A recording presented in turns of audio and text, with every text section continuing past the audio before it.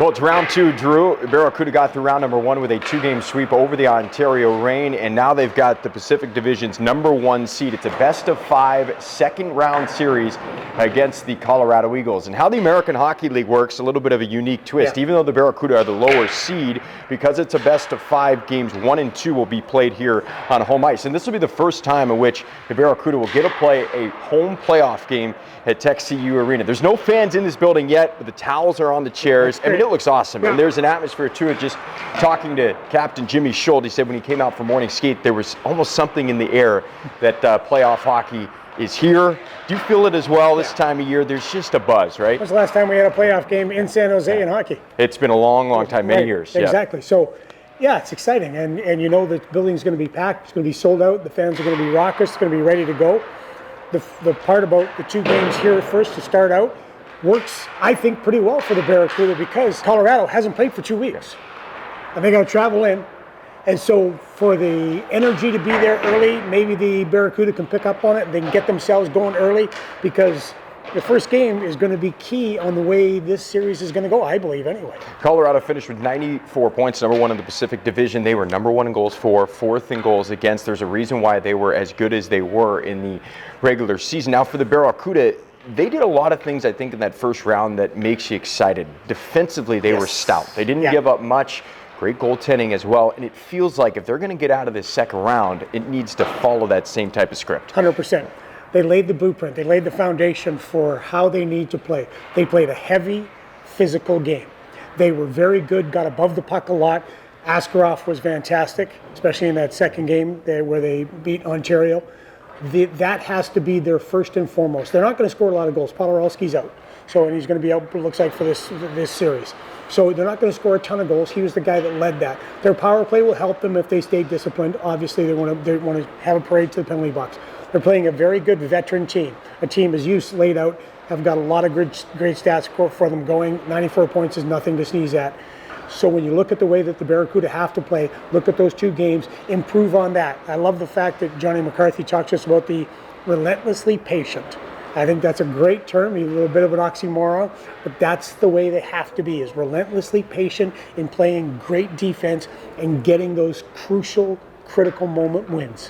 When you watch this Colorado team, they aren't going to wow you with tons of offense either, but they will clog it up in front of their own net. They don't let a lot of shots get through, and they are opportunistic when it comes to offense, in particular in the neutral zone. Do you almost feel like the Barracuda have to follow that same blueprint if they're going to be successful? Yes. I was interested yesterday when we were watching practice how this is what I really love about playoff hockey is that during this season you don't see a lot of scheming or planning or structure or thinking about what the other team's going to do. But yesterday on the penalty kill, we did see some tweaks and quite a bit of work from the penalty killers on how they want to defend against the power play. I love that. I love that when the X's and O's start coming out. So what you're looking at, you give the guys a little bit more structure in that regard, a little bit more regarding this is what you have to do, but nothing really changes from the way that, as you said it yesterday when we were talking, about how Johnny McCarthy's been trying to get this team to this point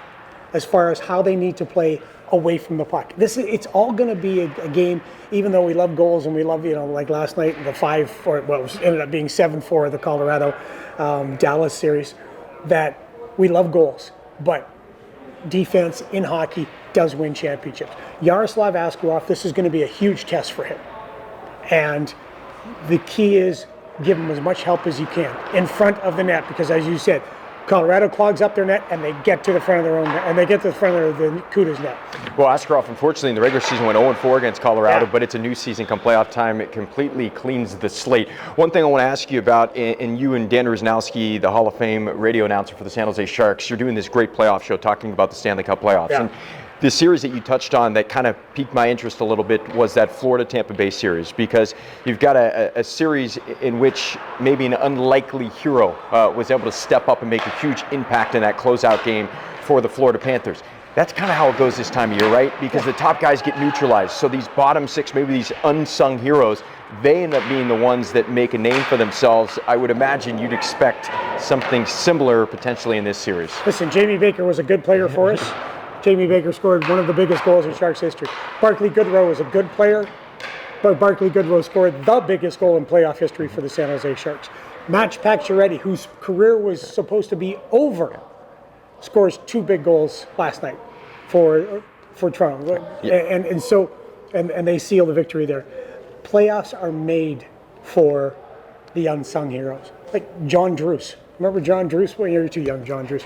Way back in the day, No, John I do not. John Druce for the Los Angeles Kings. You know, you've got all those great players, the Los Angeles Kings. John Druce is a third liner. He's scoring goal after goal after goal. I mean, this is what playoff hockey is all about. So you look for, you help. You're wondering with the Barracuda, who's going to be that guy? There are some guys that are there. There are some guys who you look at and think, that could be the guy, because what I do like about the way that the Barracuda played is that they're big guys.